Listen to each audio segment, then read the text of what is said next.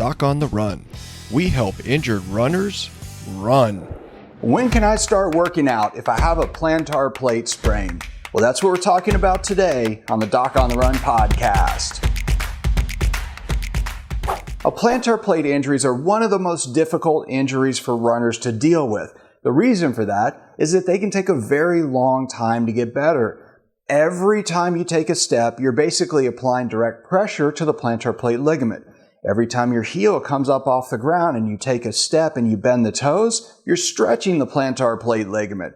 And the plantar plate ligament doesn't really have a great blood supply, and they can take a very long time to heal, and they can be extremely frustrating. And I know, I actually had one myself. So I was actually doing a run on the Dipsy Trail, which is this trail that goes basically over Mount Tam from Stinson Beach to Mill Valley. And on that trail, there are hundreds of wooden steps cut in the hillside as it goes through the forest. And I was running down those steps and skipping steps, like 3 steps at a time, and hit the edge of one of those steps with some shoes that were just a little bit too flexible, truthfully, to be doing that kind of run at that kind of speed. And I sprained my plantar plate ligament.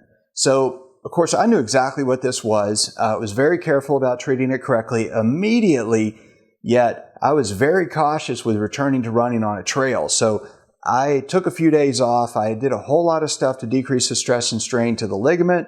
I reduced the inflammation. I did all the stuff that I thought would work right away. And then I very carefully tested things out. So I was running on flat ground. I was doing all the same strategies to take the stress and strain off of it. And I was trying to really make sure that it didn't make it worse. But the thing you have to think about in terms of when you're actually running is, how much stress and strain can you decrease to the plantar plate? Like, what can you do to do that? And also, if you see your doctor and you tell him, look, it's really important that I train, that I work out, don't just ask, can I run? Always ask them, what can I do to reduce the risk that I'm going to disrupt the healing if I do this workout? What is it that I can do to reduce the stress and strain on the tissue if I'm going to go to the gym? What exactly can I do at the gym that couldn't possibly hurt my plantar plate ligament?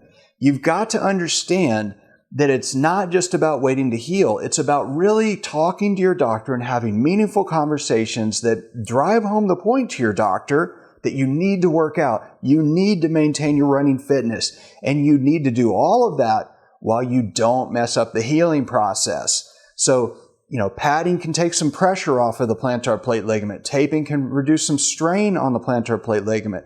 And making sure that you're doing all the same stuff you would do to heal after hard workouts in terms of your nutrition, hydration, and sleep and stress reduction, those things also help the healing, which move it along even faster. So if you want to check out more about plantar plate sprains, you should check out the Plantar Plate Masterclass. You can get that for free at docontherun.com/plantar plate masterclass. But remember, you've got a plantar plate injury.